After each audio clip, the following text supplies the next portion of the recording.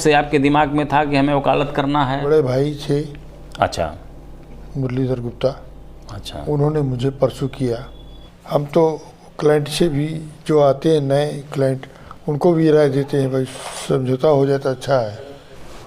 नमस्कार, स्वागत है आप सभी का हमारे इस विशेष कार्यक्रम में। दर्शकों, शिक्षा ही मनुष्य को एक मानव बनाने में अपनी महत्वपूर्ण भूमिका का निर्वहन करती है। शिक्षा हमारे अज्ञानता रूपी अंधकार को ज्ञान रूपी प्रकाश के रूप में बदल देती है। जीवन में जो कुछ भी व्यक्ति हासिल करता है वो शिक्षा ही है जिसके माध्यम से वो प्राप्त करता है, और एक मनुष्य कहलाने का हक उसे उस शिक्षा से ही मिलता है। शिक्षा ही हमें ये बताती है कि हमें अपने जीवन में किस तरह से संघर्षों से सामना करना होता है, किस तरह से हम संघर्षों से जूझते हैं, किस तरह से हम समस्याओं का निराकरण करते हैं। वो ज्ञान हमें जो मिलता है वो शिक्षा से ही मिलता है। तो आज हमारे साथ मुकुंद लाल गुप्ता जी हैं, जो दीवानी कचहरी गोरखपुर के वरिष्ठतम अधिवक्ता हैं। तो इनके जीवन वृत्त के बारे में आज हम जानेंगे, और विधि व्यवसाय में किस तरह से इन्होंने अपने आप को स्थापित किया और जीवन के इस पड़ाव पर आप पहुँचे हैं, और विधि के सिद्धांतों के बारे में भी हम कुछ जानकारी प्राप्त करेंगे। तो गुप्ता जी, सबसे पहले मैं आपका स्वागत करता हूँ।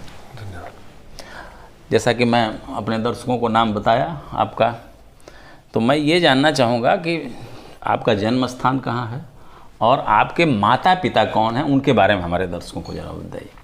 मेरा जन्म स्थान लालडीगी शेखपुर, लालडीगी चौराहे के पास है। अच्छा, लालडीगी शेखपुर में आपका जन्म हुआ था जी। अच्छा, आपके माता पिता? माता पिता तो है नहीं। क्या नाम है आपके माता पिता का? माता का नाम तो मुझे खुद भी नहीं मालूम। मैं 3 साल का था तभी एक्सपायर कर गई थी। अच्छा, ये मालूम हुआ बड़ी बहन से। और पिताजी का नाम श्री छुटकू राम था। अच्छा, वो भी एक्सपायर। मतलब आप बचपन में माता जी एक्सपायर कर गई थी, आप 3 साल के थे जी। अच्छा, तो आपकी जो प्रारंभिक शिक्षा कहाँ से शुरू हुई? प्रारंभिक शिक्षा हमारी सेंट्रल मॉडल स्कूल से शुरू हुआ था। Central model school Gorakhpur? जी, गोरखपुर। अच्छा। और वहाँ पर मुझे एक पांडे जी अध्यापक थे, पढ़ाते थे, वही शिक्षा दिलाते थे। अच्छा, मतलब प्रारंभिक शिक्षा आपकी जो है इसी शहर के स्कूल से शुरू हुई? शहर के स्कूल से शुरू हुई थी। और उसके बाद जो माध्यमिक शिक्षा और उच्च शिक्षा आपने कहाँ से ग्रहण किया? माध्यमिक हाई स्कूल और इंटर की आपने पढ़ाई कहाँ से किया था? हाई स्कूल और इंटर मारवाड़ी स्कूल से किया था। अच्छा, मारवाड़ी इंटर कॉलेज से आपने किया? मारवाड़ी इंटर कॉलेज से। अच्छा, और ग्रेजुएशन? सेंट जूज कॉलेज से। सेंट एंड्रूज कॉलेज से जी। अच्छा, लॉ भी वहीं से किया था। 63 में मैंने लॉ पास किया था।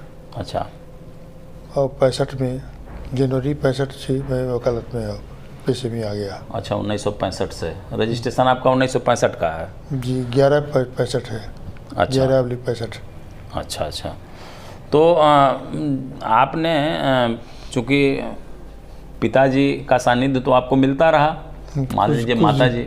हाँ, कुछ दिन मिला।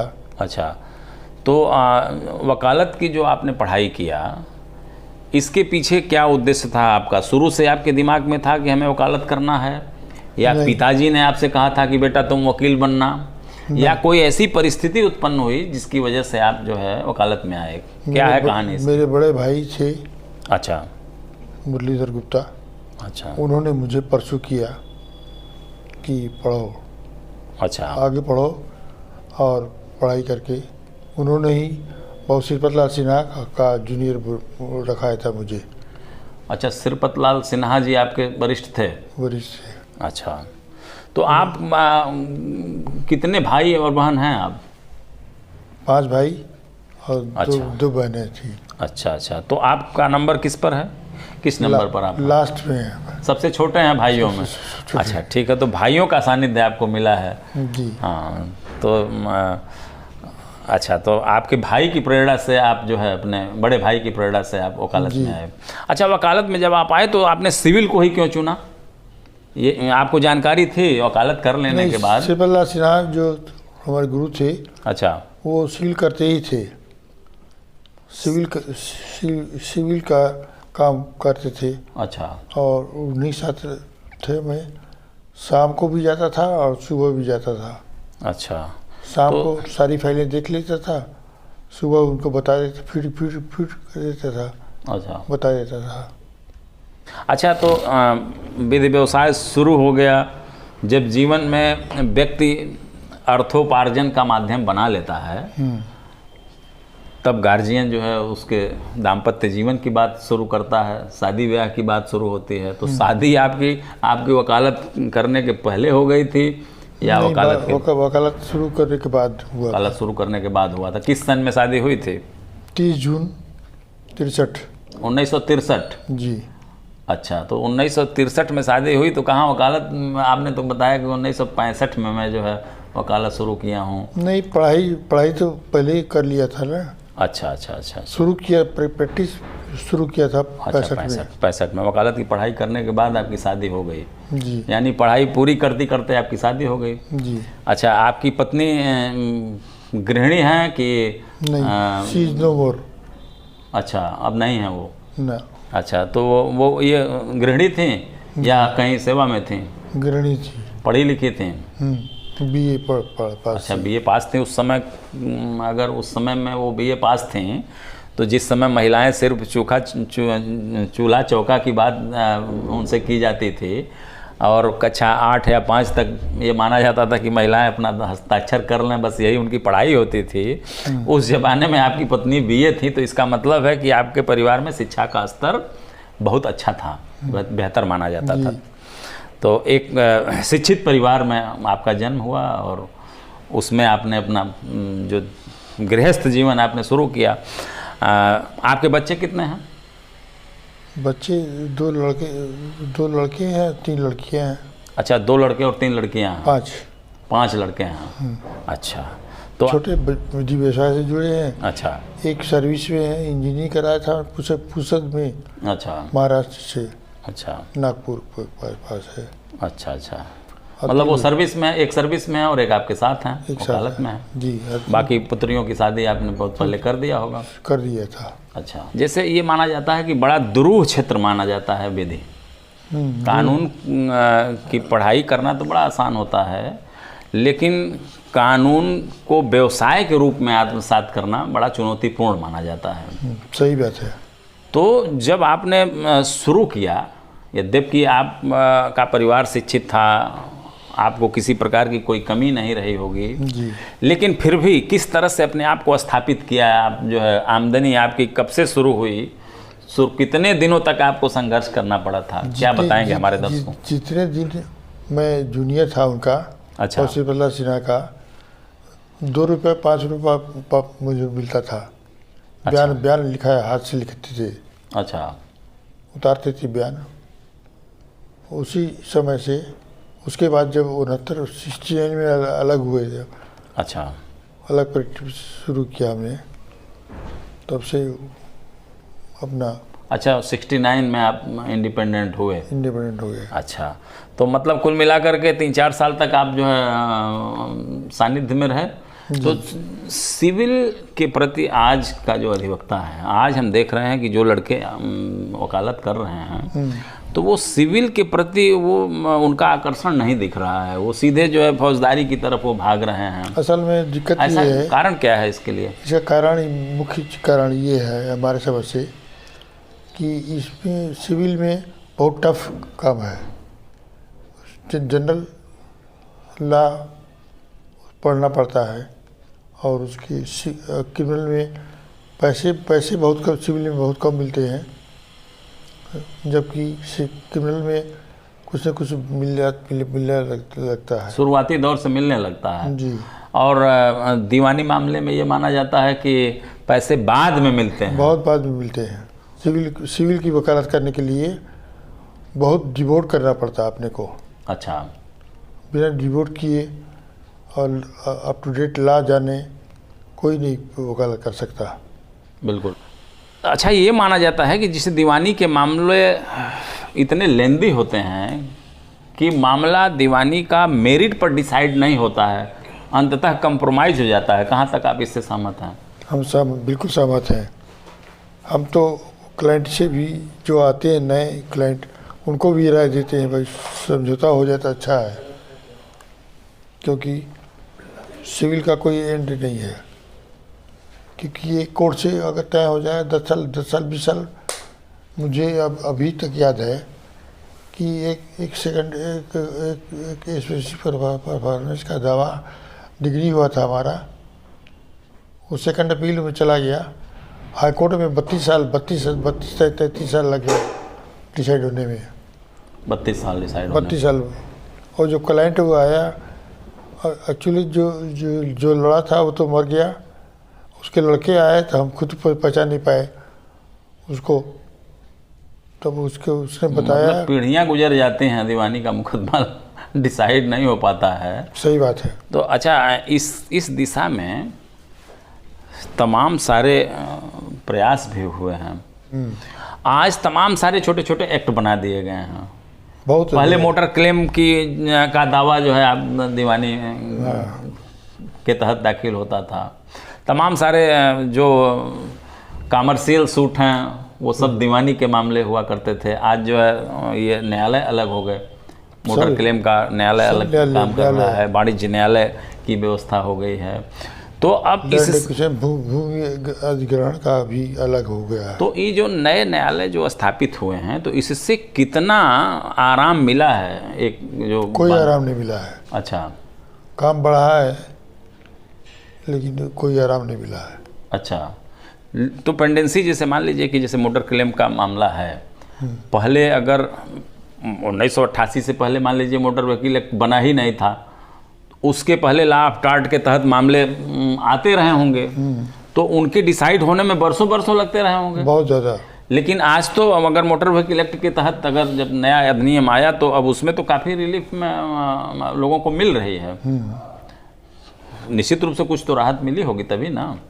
नहीं, राहत तो मिला है, खाली उसमें जो मोटर व्हीकल एक्ट में। अच्छा, मोटर व्हीकल एक्ट में स्पेशली राहत मिली है, बाकी मामलों में उस तरह का जो बाकी मामलों में नहीं मिला है। और हमें लगता है कि जो मंशा रही होगी सरकार की, इसीलिए मोटर व्हीकल एक्ट बनाने की सरकार की मंशा भी रही होगी कि लोगों को प्रॉम्प्ट रिलीफ मिल जाए, क्योंकि उसमें दुर्घटना में या तो व्यक्ति की जान जाती है या वो अपंग हो जाता है। ऐसी स्थिति में जीवन उसका बड़ा दुभर हो जाता है। तो इसको दृष्टिगत रखते हुए सरकार ने इसको जो है एक अधिनियम बना करके जो है। अच्छा, दीवानी मामलों में स्टे की जो प्रक्रिया होती है जी, ये माना जाता है दीवानी मामले की पहचान स्थगन है। ये माना जाता है जैसे फौजदारी मामले में जमानत बड़ा महत्वपूर्ण मानी जाती है, उसी तरह से दीवानी मामलों में स्टे की बात की जाती है। एक समय होता था कि स्टे बहुत धड़ाधड़ मिला करता था, आज की स्थिति क्या है? अब बिल्कुल जीरो है।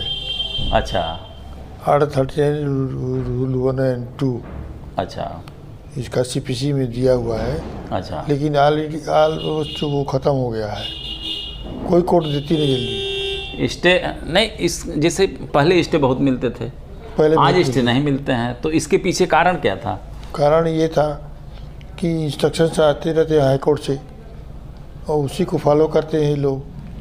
नहीं, जैसे हमें जहाँ तक समझ में आता है कि पहले जब न्यायालय रिलीफ प्रदान करता था तो लोग दुरुपयोग करना इसका शुरू कर दिए थे।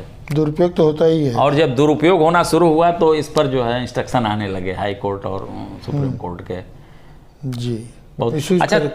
संयुक्त संपत्ति जो है, जिसे मान लीजिए कि परिवार का कोई मामला है और उस परिवार के मामले में कोई डिस्प्यूट चल रहा है, तो ऐसी स्थिति में भी इन पारिवारिक जो संयुक्त संपत्तियां होती हैं उसमें स्टे की क्या स्थिति है? उसमें भी स्टे बहुत मुश्किल से मिलता है। मतलब संयुक्त पार्टीशन सूट में तो एक रूलिंग है कि उसके आधार पर स्टे मिल सकता है। अच्छा, लेकिन जल्दी कोर्ट देती नहीं।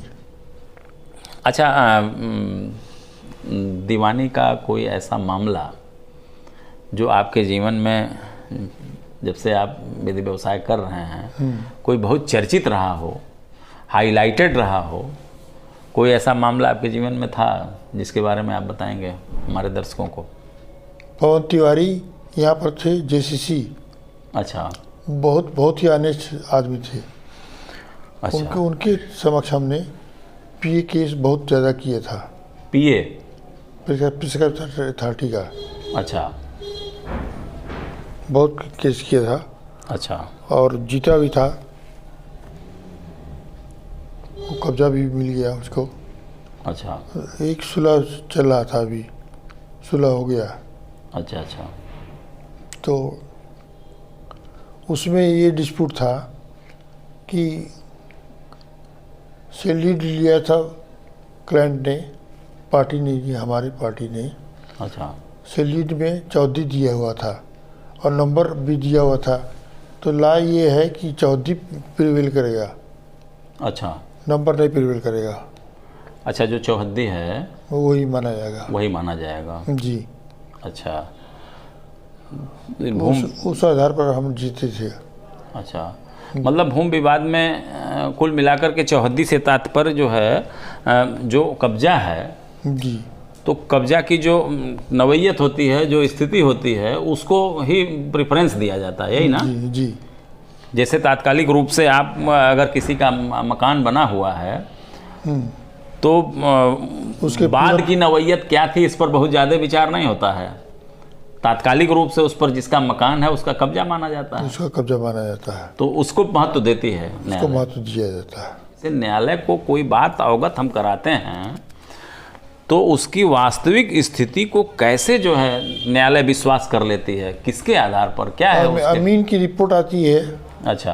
अमीन की रिपोर्ट जो आती है उसमें अगर कब्जे के बारे में कुछ लिखा है तो मान लिया जाता है। अच्छा, अमीन अगर उस वास्तविक स्थिति को अगर वो प्रदर्शित करता है तो मान लिया जाता है। अच्छा, कमीशन क्या होता है?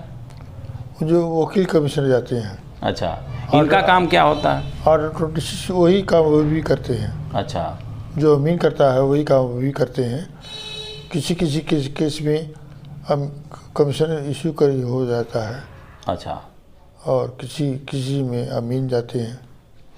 तो अमीन की रिपोर्ट और कमीशन की रिपोर्ट में क्या जो है कोई अंतर नहीं होता है। तो अमीन की रिपोर्ट न्यायालय अपने स्वविवेक से कराती है या उसके लिए आवेदन करना पड़ता है? आवेदन करना पड़ता है। और कमीशन?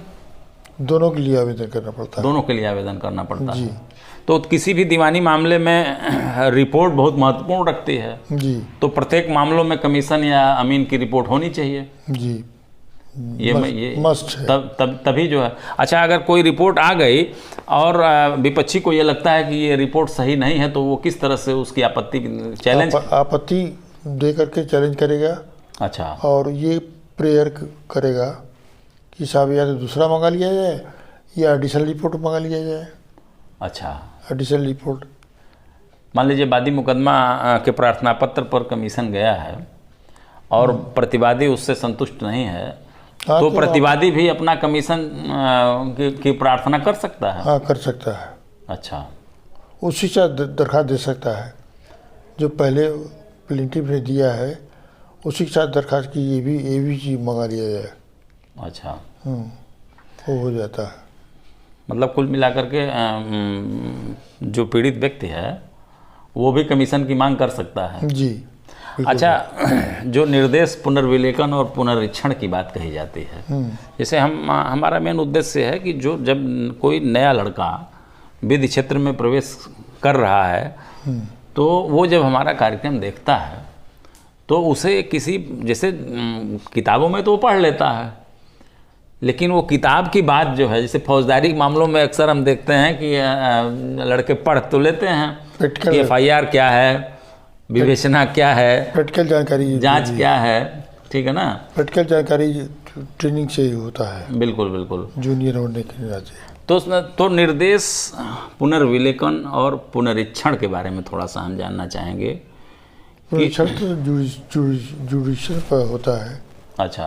और पुनर्विलोकन रिव्यू जो होता है वो बहुत 60 पॉइंट पर होता है। जैसे रिव्यू वही न्यायालय करती है वही जिस न्यायालय ने निर्णय पारित किया है, वही न्यायालय ज़्यादातर वही न्यायालय करती है। अच्छा, रिवीजन हायर कोर्ट में जाता है। हायर कोर्ट में जाता है। जी, अच्छा, और जो निर्देश है ये तो निर्देश हाई कोर्ट हायर कोर्ट के द्वारा ही आता है। हाई कोर्ट से आता है। अच्छा अच्छा, तो कोई मामला अगर डिसाइड हो गया और प्रतिपक्षी या एग्रीव्ड पर्सन ये चाहता है या मतलब चाहे वो वादी हो चाहे प्रतिवादी हो, अगर एग्रीव्ड को ये लगता है कि इसका पुनः वही न्यायालय इसका एक बार पुनर्विलोकन करे, तो वो क्या करेगा उसके लिए? आर्टिकल 47 रूल 1 दिया हुआ है। अच्छा, रिव्यू के लिए। अच्छा, तो क्या हर मामलों में रिव्यू हो सकता है? ना, जहाँ error apparent face of record है, अच्छा, वहाँ हो सकता खाली। बहुत लिमिटेड स्कोप है। अच्छा, रिव्यू का बहुत ही लिमिटेड है। अच्छा, और रिवीजन के लिए स्वतंत्र होता है व्यक्ति? जुडिशियल पार्ट अगर इन्वॉल्व है तब उसके लिए है। अच्छा, रिव्यू मतलब रिव्यू बहुत आसानी से नहीं हर मामले में रिवीजन के लिए है कि आसानी से हो सकता। अच्छा, अपील में तो फ्रेश देखते, that is appeal continuation of suit. अच्छा, अपील को ला ये है that is continuation of suit. अच्छा, तो क्या समय अवधि निर्धारित है अपील के लिए दीवानी मामलों में? कोई समय निर्धारित नहीं है। अच्छा, जैसे उसमें होता है कि 30 दिन 90 दिन। अच्छा, 30 दिन दाखिल करने के लिए है। अच्छा, 30 दिन जजमेंट के आदेश से नकल जितने दिन नकल में रहेगा वो भी प्लस होगा। अच्छा, 30 दिन के अलावा। तो अपील के लिए 30 दिन का समय निर्धारित है जी। लेकिन अगर 30 दिन के बाद भी अगर वो जाता है तो उसे अपील पर सुनने का न्यायालय अवसर देती है? अवसर देती है।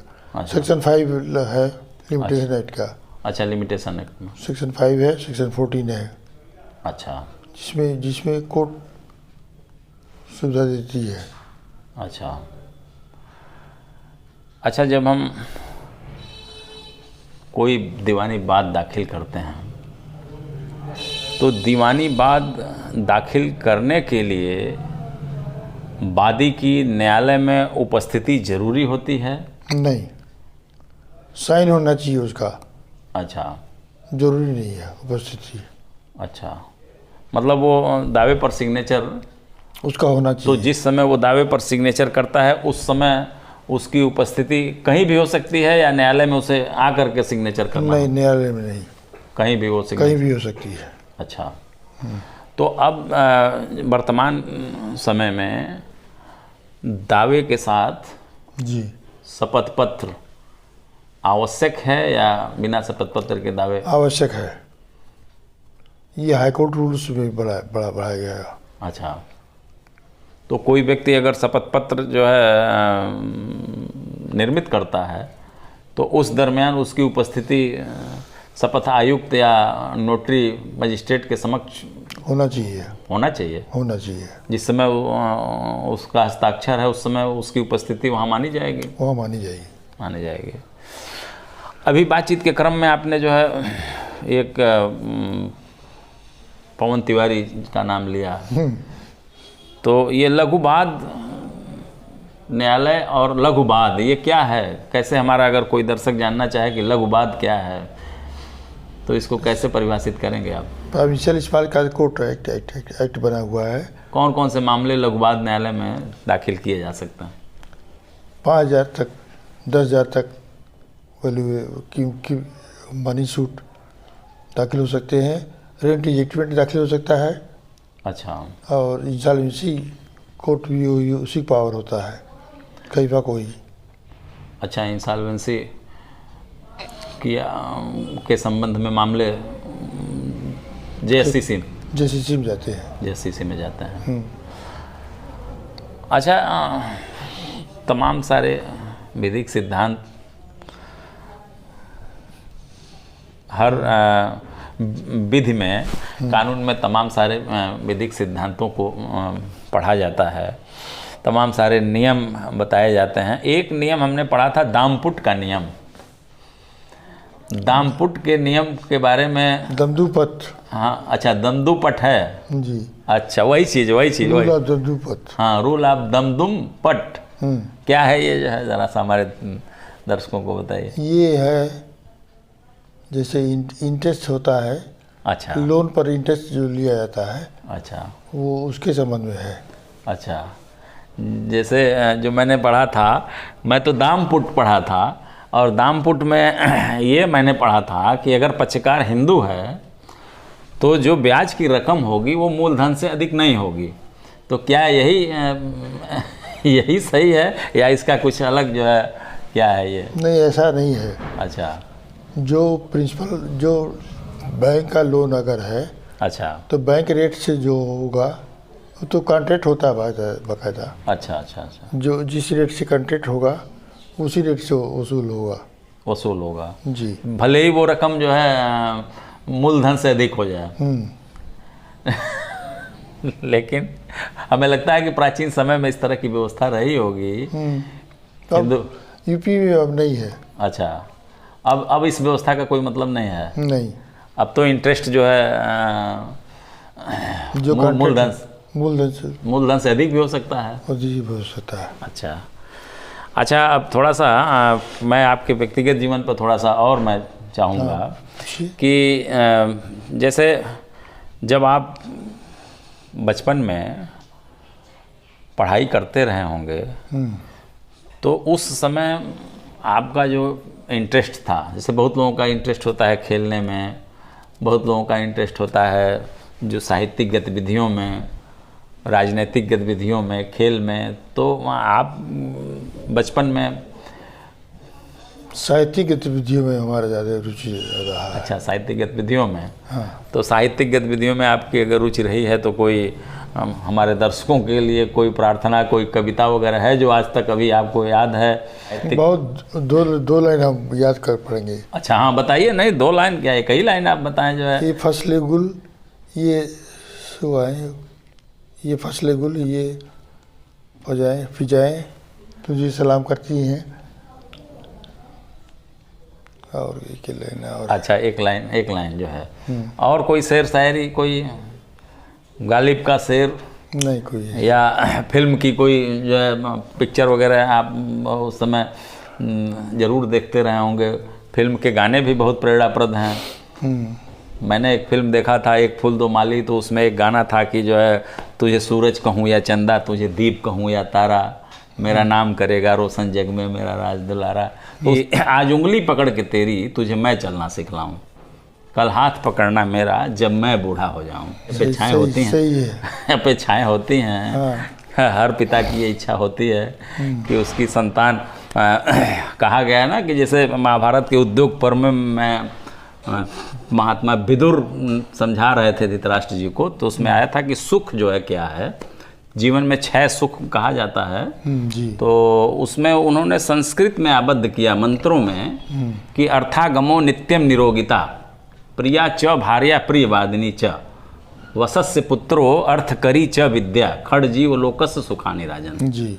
तो उसमें आया था कि अर्थागमो यानी अर्थ का आगमन जीवन में होना ही चाहिए। ये सुख है, प्रथम सुख है अर्थागमो। यद्यपि कुछ लोग कहते हैं कि पहला सुख निरोगी काया, लेकिन वहाँ उद्योग पर्व में जो है अर्थागमों की बात कही गई है कि अर्थ का आगमन जीवन में होना चाहिए, जरूरी है। यदि अर्थ का आगमन आपके जीवन में नहीं है तो आप अपने शरीर को भी स्वस्थ नहीं रख पाएंगे आप ना, कतई नहीं। और उसके बाद आता है कि नित्यम निरोगिता। जी। हमेशा आप निरोग रहिए यानी स्वस्थ रहिए। और प्रिया च भार्या प्रिय बादिनी च, पत्नी सुंदर हो लेकिन वो प्रिय बादिनी भी हो। अगर प्रिय बादिनी नहीं है पत्नी तो कितनी भी सुंदर हो उसका कोई मतलब नहीं रहता है। सही बात। फिर वो सुख में नहीं आता है। सही बात है। और वसस्य पुत्रो अर्थ करी च विद्या, वसस्य पुत्रों का तात्पर्य वहाँ है कि जो पुत्र है वो आज्ञाकारी हो, ये सुख है। और अर्थ करी च विद्या, विद्या ऐसी होनी चाहिए जो जिससे तुरंत हम धन का अर्जन कर सकें। ऐसा ज्ञान जिससे हम तुरंत धन जो है, टेक्निकल जो आजकल कहा जा रहा है कि टेक्निकल डिग्री होनी चाहिए जो है, तो ये सुख बताया गया है जीवन का जो है। तो इससे कितना आप सहमत हैं, कितनी संतुष्टि आपको इन सुखों में, कौन सारे सुख हमें लगता है आपको मिल रहे होंगे? संतुष्ट हैं, बाकी आप अपने औलाद से संतुष्ट हैं? बिल्कुल संतुष्ट हैं। सीनियर का सानिध्य कितना जरूरी है इस बहुत जरूरी क्षेत्र में, क्या कहेंगे जरा सा? प्रैक्टिकल जानने के लिए बहुत ज़रूरी है। कितना मेहनत करना होता है, कितने घंटे एक नए अधिवक्ता को मेहनत करना चाहिए? सुबह से शाम तक मेहनत करना पड़ता है, लगातार, मतलब लगातार। बिल्कुल बिल्कुल। मैं तो इंटरव्यू लेने भी गया था, अच्छा लॉ का, सेंट लुइस कॉलेज में भी और यूनिवर्सिटी में भी अच्छा लिया था। अच्छा, बच्चों का एग्जाम जो होता प्रैक्टिकल, अच्छा अच्छा, उसमें बुलाया जाता था मैं।